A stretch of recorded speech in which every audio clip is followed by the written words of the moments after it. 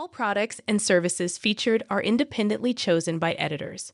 However, soaps.com may receive a commission on orders placed through its retail links, and the retailer may receive certain auditable data for accounting purposes.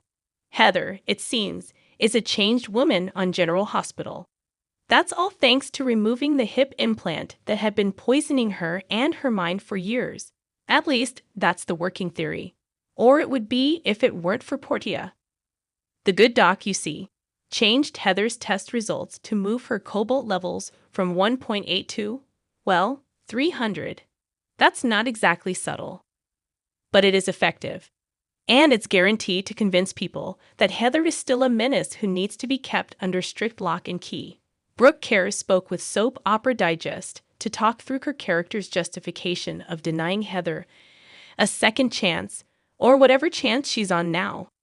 As she explained, Portia feels like she has a deeper level of knowing that is always turning in her, that maybe the lawyers and the other people working on the case for a day or hear about it every now and again don't really hold true to their being.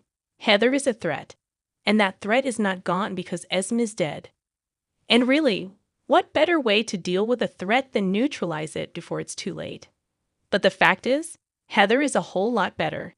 We can't say she's not a danger, but she's certainly a whole lot less of one than just a couple years back.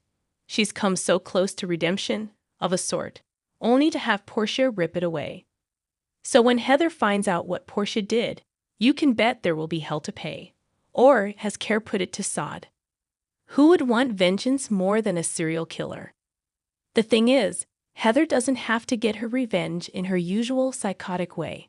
After all, no matter what Portia changed her cobalt levels to, they're still almost negligible, and Heather's more extreme tendencies have, it seems, been cured. But even before her mind was warped enough to become a serial killer, she was not someone who meekly took what was doled out to her.